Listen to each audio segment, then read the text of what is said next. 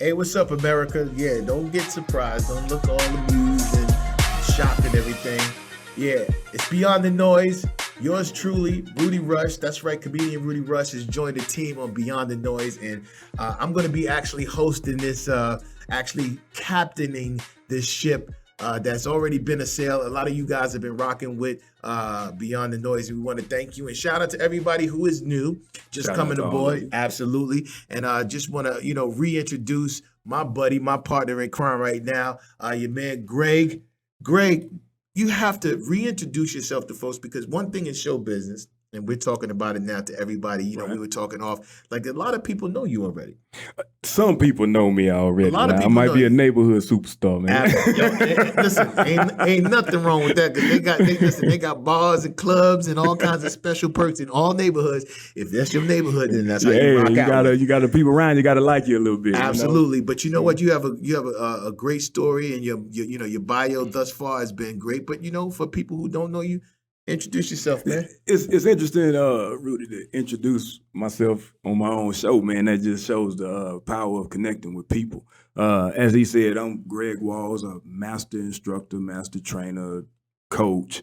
I've been doing that for about 17 years. But what I really do is try to help kids get scholarships, Okay, so point blank. yeah, and that's a big thing. A lot of people don't know. A lot of people don't Yeah, understand. You see all of these national signing days, yeah, and you see all of these kids going to these different A1 programs like Alabama. You see them going to Miami. You see them going to Notre Dame, and the backstory is more than just coaching at the Oh school, man, right? no doubt about It's it. more than coaching at the school. It's more than just being naturally talented. A lot of those kids come through systems like yours in particular because you train them outside of the school, outside of the programs that they're in. And let's talk about that a little bit. Yeah, you know what? I want to take it all the way back so Mhm. it's understood like the purpose for it.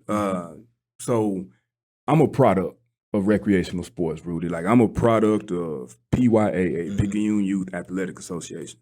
Shout out to the 2-time, 3-time state champions, by the way, Mississippi 5A football. So with that said, I came up where you play all the neighborhood kids, Mhm. everybody in your community. Yeah. They rallied behind Little League and Bulldog and Bears and Little League Mhm, football and mhm, mhm. softball. We rallied behind Yeah. that, and the dads that were out there coaching us, they had a real vested interest in what we were doing. Yeah. Like they treated us as such, and the seasons made sense. So all the kids could play. You hooped in one season and you played against them same cats on the baseball season, and you Yeah. coming up through a system of community where the teams were sponsors in the neighborhood, and it happens in urban cities, rural, and every Yeah. community around. No, it's funny that you said you came up in a recreational athletic area. I was in the recreational free lunch area. So we got sandwiches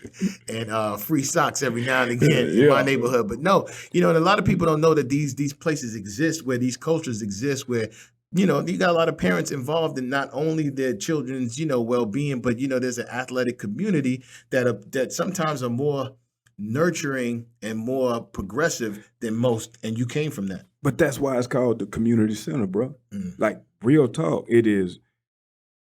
This is what I learned growing Mm. up. The root, the fabric of your community are the old folks, the ones that don't nobody talk crazy to. They get respected. They don't speak much, but what they say is real. Mm. And I was blessed to be related to 2 or 3 people just like that. Yeah. Like they were rooted and fabrics in the community. Mm. God rest their soul. My Roselle and my mama Lucille, she 2 of the best humans I ever met.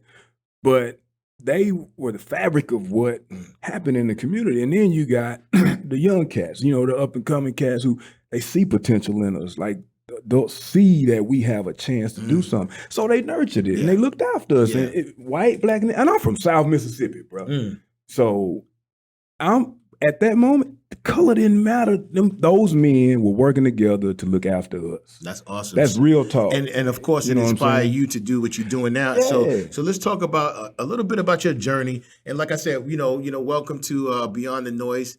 I'm Rudy Rush, comedian, and my man Greg Walls, and we're just trying to put something together for everyone to have a better life, change your life, understand what's out there for you, fitness and health wise, mentally. And we're going to tackle a lot of different topics that don't apply to fitness, just your well being and your mind state. But more about, Greg Walls. How did you become a fitness trainer, not only to adults and things of that nature, because now you have this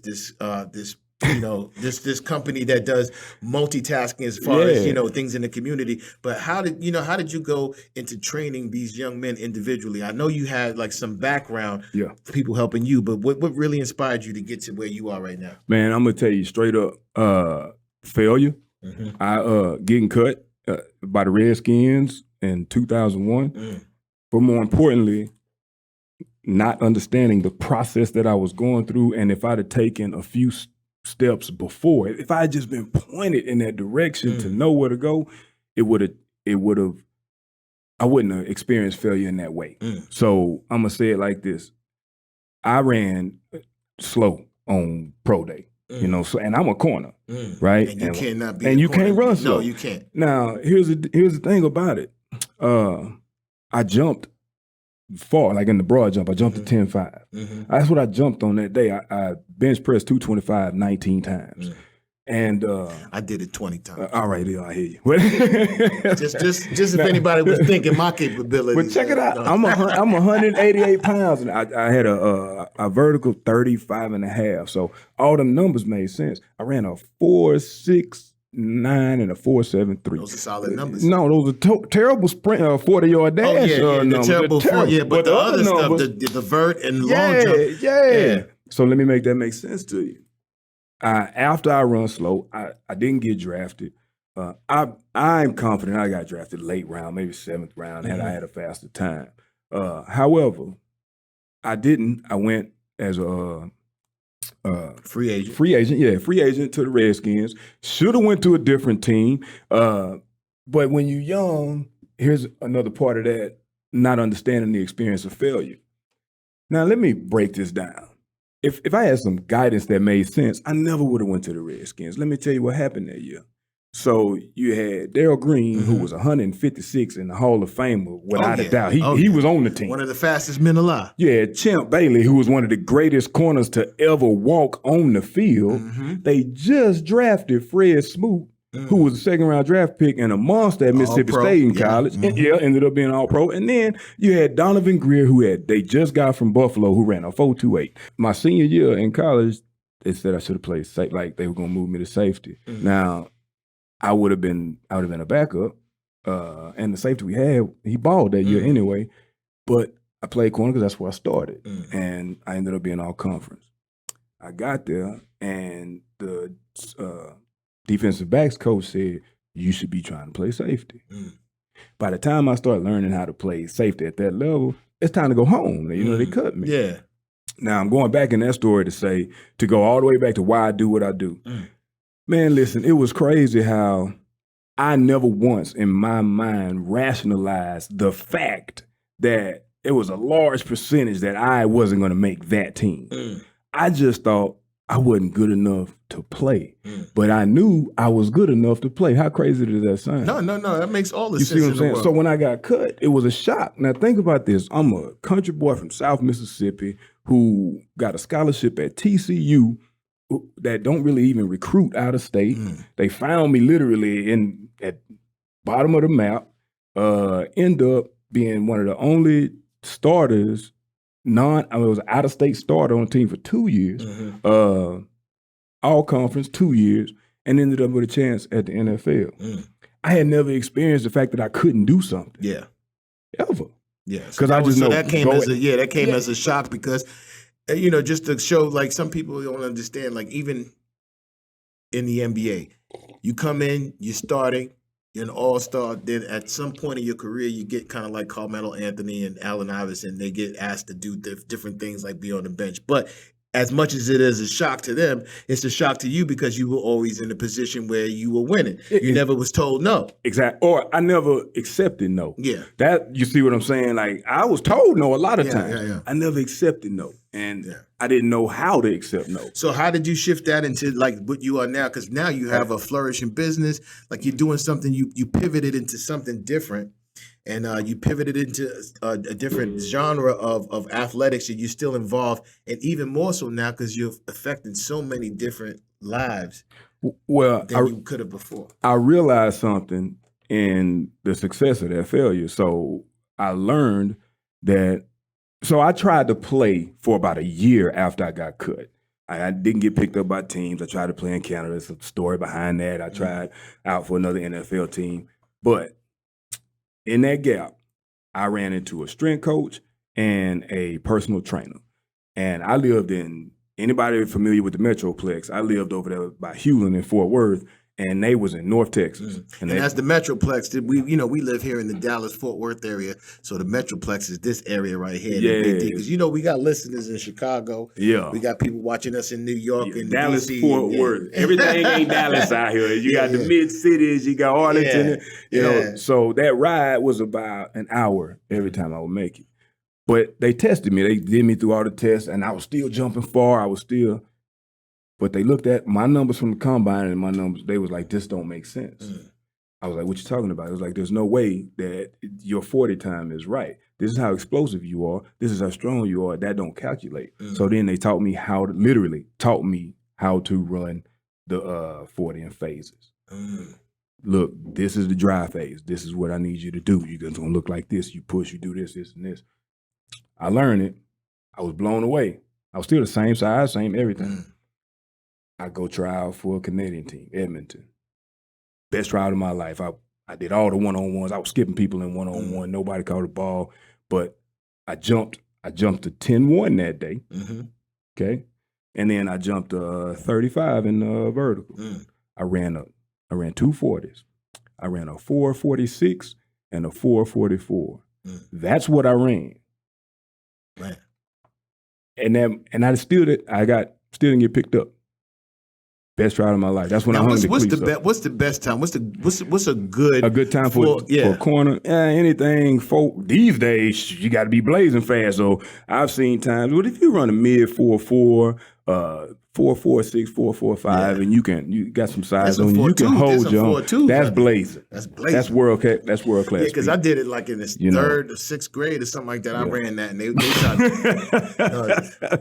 So funny, I often say you sound like a lot of parents that I've met. You know what I'm saying? Sound like, you know what I'm saying, you inflate them numbers a little bit, or deflate. I know it looks could be deceiving, but yeah. So your path to PE, which is the company now, and explain to us, performance experience, how that, because it's really a bit of a movement. You know what, man? Performance experience, I've been doing training, coaching, independent contract work for umpteen years now. And I just saw some gaps in the learning. I'm a teacher by trade. I got my degree at TCU in education. So I just saw some gaps, like things that I literally wish I would have knew. So I was like, I know I can teach these kids this and get them better at this so they have the chance I had. Yeah. But I learned how to recruit when I was coaching. So I was like, a lot of kids don't know this process, so they missing out on how to get to college. It ain't just on the field, hope somebody see you. Yeah. So I had the playbook. So I started implementing the playbook. But PE was born through the realization that the kids ain't where you start, that's where you end.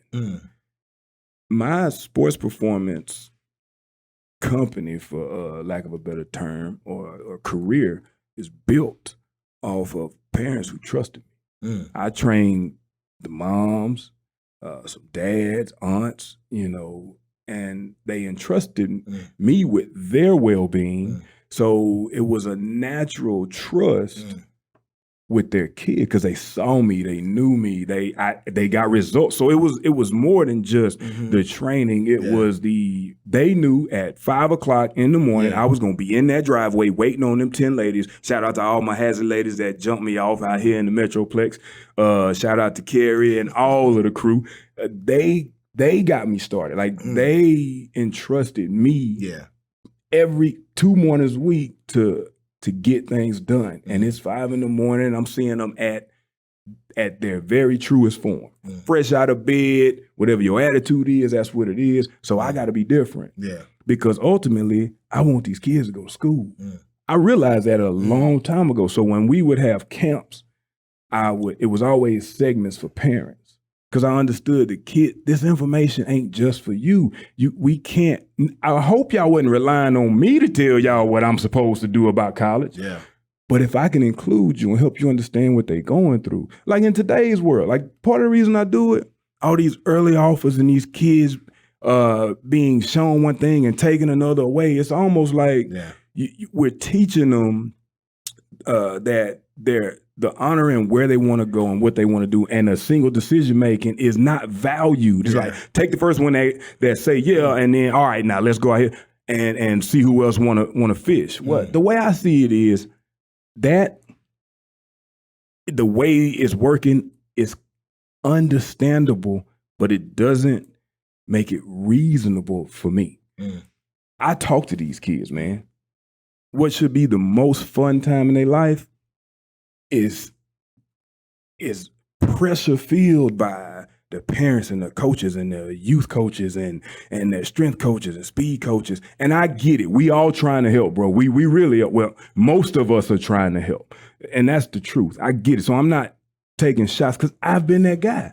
But at the same time, I listen to those kids. And when they say, yo, I just want to be able to do this, and you ask, instead of going, well, that ain't gonna work, or why? Well, why? Why is that important to you? Some of them just if I tell somebody I'm going there, I want to feel good about the fact I'm going there. Like if they do something wrong to me, that's on them. Well, you know, and I've had kids tell me that, bro. Yeah, and I definitely understand the part where you talked about like the mothers trusting you and the aunts, because I'm trusted by a lot of mommies and aunties.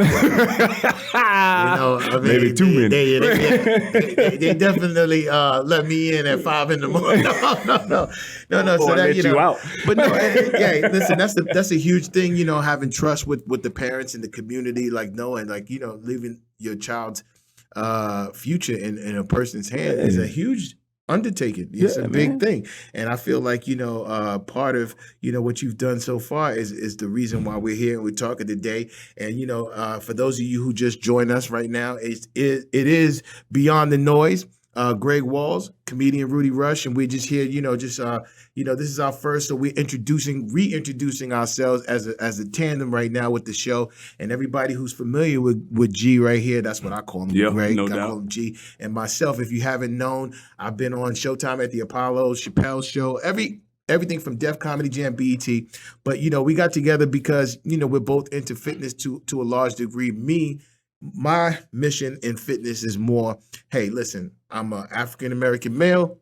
You know what I'm saying? I'm on television. I'm a father. I'm a friend. I'm just a regular dude who, you might see as a cool person. But at the same time, it's like, man, this dude is past 45 and he still looks like he's in shape because, I try to take things in moderation. So with that being said, part of your performance company has stepped from training these young men, which you still do, men and women, and now it's about showing other people who are much older, younger, whatever, how to change and live their lifestyle. How did that actually keep you motivated to doing something like that? Watching people I love get sick. You know what I'm saying? It when I first jumped it off, it was about fitness, Rudy. Like real talk, it was about being strong and taking vitamins and, looking a certain way and still being able to do things that I think I should be able to do, like dunking a basketball or running. Or at first, that's what it was about. So if I could help somebody lose weight, you know what I'm saying, that's fantastic. It starts with transparency, man. Like the first thing I encourage all of us to do, because I struggle with it too, is being fully transparent about who you are and what you want. Like, and then in that gap, not being afraid of the process. For instance, if you smoke cigarettes, it ain't about admittance, it ain't about no program. Be transparent with yourself. Shit, I know I smoke cigarettes, I smoke this many a day. Live there. What if I cut back 4 today? Like right now today. Because I done messed enough stuff up looking in the future. I'm straight up. I done messed enough stuff up trying to prevent things from happening Yeah. instead of just taking care of it that day. Mm. And it's hard for some people, or at least the idea of it, I feel is hard for people, and a lot of people don't understand because, like myself, eating was an issue for me, and also socially as a comedian, I'm out there having a drink and cocktail every now and again, so I had to just kind of take the word that best suits me to take my journey. And for me, my special word is modification. No doubt. You know what I'm saying? Like I got to do everything, and I got to just modify, like just take everything. And really kind of like trim it down, trim the fat off of it. If I like to eat burgers, I can't eat burgers twice or 3 times in a week. Maybe once a month, maybe twice a month, but not 3 times a week, or eating fast food 4 or 5 times a day, or eating 3 or 4 times a day, things that are not good for you. So the second part, you was honest with yourself. Like, you needed a word to define how honest you were with yourself. I ain't stopping this. For example, I ain't gonna be vegan, bro. No. I mean, but I'm honest about that. Like, I've never really been honest about that. What I mean is, I can try, or I've done it for 30, 40 days, or I'm not doing it. It's not happening. But it's not no other reason than I'm not doing it. But here's the other part. I'm not trying not to be vegan. And I think as Black men, I know I'm speaking for myself, we spend time trying to not be something. You know what I'm saying? It ain't we trying to be tough. We trying not to look like a punk. And I like that you said that. No, absolutely. And one of the things that you said that kind of resonates with me, this like not trying to be a vegan. Let me tell you something. Like, every meal in my mind should consist of some meat. So live there. but at the same time, that's me just living there. But at the same time, I should be more open. And now that I am, because I've been several places, like some events and some other things where people are vegan. So sometimes you have to, win in Rome. And I was at a function in Beverly Hills at the Beverly Hills Hilton. And it was a big thing for Netflix and Def Comedy Jam. And Russell Simmons, being a major figure in the vegan community, the whole menu was vegan. And let me tell you something. That night was some of the most delicious food I've probably ever tasted in my life, which allowed me to be more open to just like having a meal in front of me and it not consist of chicken or steak or bacon or anything like that. I'm still going to eat it, but at the same time, so I get your point with that. We just said the same thing, bro. That's yes. So that's how I live my life sometimes. So sometimes I'll do something really light that doesn't have meat, like even a salad that doesn't have it, which that kills me sometimes. But sometimes I know I got to do it. So as we continue on with this show, one of the things we wanted to do today was just kind of reintroduce ourselves, introduce the tandem, because this is the first show of many to come with the both of us. Now, G has been here serving the community, putting it down, and he's got over 50 shows. So we really respect everybody who's rocking with us. And you know what? I want to talk to you about that too, because you took a bit of a hiatus. You had a lot of things going on. You want to talk about that, or is it going to be a moment of some you might get all choked up? Well, I might get choked up, but we're going to talk about it. All right, so let's talk about where you've been, and now you back in the driver's seat. You ready to go? Where were you at? Because you took about maybe 2 months off or more. Well, I took a while off, man. We started out. I think my last show was November of December of last year. So that's a minute. Yeah, it might have been January, but it wasn't too far. And actually, it was my last shows were when my man Jamal passed. So that was one of my last shows. It was a tribute show to him. So that happened. So now, how did he pass? Well, he had colon cancer. He had cancer. So 38 years old, tremendous cat, man. Just a really, really good friend. Like true cat. He's been on the show. So you can go back in past episodes and he's on there. And he's on the show. He's in the wheelchair. His beautiful wife is sitting there with him. We had an amazing conversation. So he passed. And then found out my old man, who's been on the show as well, my dad. I saw that. You saw that one? Yeah. My old man, we find out around Mother's Day, my dad calls me and says they find some spots on his lungs. So you know how like sometimes I don't know. When you get older, you feel things a little bit different. Mhm. Like, you know, things that at one time people would be like, "Oh, you just being pessimistic," or "Oh, you can't think like that." But you ain't really thinking that. Like you're like, it might not be nothing wrong, but something's not right. You feel me? Yeah. And so she called me and told me. So she calls my sister. My sister, by the way, who worked at PE with me when we first opened it in 2014. Wow. So she was living in China for the past 5 years. So my mom reaches out to her, and she goes straight. She's a teacher in China. She's a poet laureate. She is an amazing human being. She'll be on the show to rock with Jasmine Cochran. Shout out to Jasmine Cochran. Jasmine. She told her bosses out there in China. She said, "Hey, look, my dad said I'm going home." So she flies in. And this is crazy. She flies in from China during this horrific pandemic. Yeah. Of all places. Exactly. Gets here and gets stuck in the DFW. The flights from the DFW to New Orleans, because that's where we fly into to go back home in Mississippi, is ain't no more flights. So I jump in the car. We take them on. I jump in the car and we all go to Florida, where my brother lives. So you guys go get your dad, and then you guys... No, we go to Florida first. My dad's in Mississippi. He's about 2.5 hours away from my brother. Okay, so y'all went to your brother's. Yeah, and then my dad meets us, and my dad and my mom meet us in...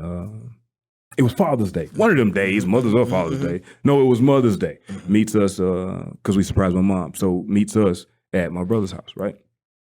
So we running down the diagnosis, stage 3 lung cancer, a few different spots. He's got to get this done, that done. And I'm telling you, Rudy, something different happened, man. It's myself. We all on the couch, my brothers. Myself, my dad, my sister, my mom, my sister's husband, my brother, and his bride-to-be. And I'm looking down the couch, and we all sitting there discussing, the well-being of my dad. And he's just sitting there listening, and he has this look of concern because these things are happening to him. Yeah. And I literally step back and look around the room and go, boy, he don't realize he got a squad of people from all over the nations to come to be at his side. And that's the one thing I'm starting to realize during all of this. I mean, because he's had tremendous support. Shout out to everybody in Mansfield, Fit Tribe Gym, for they put on a charity workout for him to get some of these ridiculous bills paid from the doctor's office, which is another story for another time. Absolutely. However, man, Chris Davis, Sam Davis, tremendous human beings, been rocking with me for years. And put something together for him, and that's been going on. So he finished his treatments, 35 radiation treatments, and 6 chemos in 5 weeks. And he didn't miss a day. So he comes out of that, then he gets sick. And then just last week, he has a stroke. Wow. So that's what's been happening on this your end. front. Yeah, so I've been in and out of Texas. And that's understandable. When family things happen like that, you do family stuff. You got to kind of shut some things down or whatever, but you're still moving forward. You moved your company's gym location. Yeah, we got a few different locations. So, when things happen, you close one door, a bunch of doors just open for you. So just to kind of roundabout get everything in perspective. This is our first show together, but of course, anybody who's been down with the crew and Beyond the Noise family, that this is something that's been an undertaking for some time. So your boy G is back. Rudy Rush is on board with him. So we're going to have some fun. We're going to bring some insightful things and messages and things that you can, little life cheats that you can kind of do things and get yourself to a place where you're much more healthier, not only physically, but mentally. So, got one more life cheat for you. Absolutely. Say no to what you're supposed to say no to. So that's going to be my problem. Hey, listen, man, you got some good stuff going on. Real talk. Like if you got something good going on and something better comes along, say no to the better because it messes up the good. Yeah. I'm telling you, I have... That's one lesson I've learned this year too. Like I have got to say And I ain't talking about say no to drugs. That's easy. Or say no to No, I get what you're saying. Yeah, ridiculousness, just be but- careful. The grass is not always greener on the Yeah, other just side. say no to that. Just like you said, I'm at the spot. I gotta eat meat. That don't try hard not to be a vegan. Like, hey man, eat. Yeah, You know if that's I'm what you want, saying? have it. Who cares about your pride? Who cares? yeah. All we care is that you don't pass out at this party. Exactly. You know what I'm saying? The rest of the issue is you. For real. So don't pass out on us. Rock with us. Listen, this is going to be a nice little thing that everybody's going to be able to benefit from. We're going to have some giveaways. We're going to have some great sponsors. So just make sure Beyond the Noise is on your dial and in your hearts. And listen, there's a way to subscribe and all that. We're going to give y'all the information on how to do that. Make sure you do that. Tell a friend to tell a friend. G is back. Yeah, G Walls is back on the scene with your man, Rudy Rush. We're going to be doing some great things. So rock out with us. You can follow me at Rudy Rush on everything, on Instagram, Facebook, all of those things. Also, you can catch me at RudyRushOnline.com, give you my show dates and all that other good stuff. You know, I'm still out there touring the country with comedy shows. And anybody that I have trained personally, I have a group that I need to put you in. So if you're not on Facebook, get on Facebook, be my friend. I'm really trying to find out how many people I have personally trained over the past umpteen years. And right now I got a pretty good group. And it'll be fun to see. No, that's going to be what's up. And if you want to catch Greg on the weekends, he's going to be trying to beat my 20 reps. He did 19, I did 20. So he's going to try to step up and do that. So yeah, thank y'all for joining us. We'll see y'all on the next episode. Until then, be safe, be healthy, be mindful. And we out of here, all right? G? All right, let's make it make sense. That's what's up. All right. Beyond the Noise.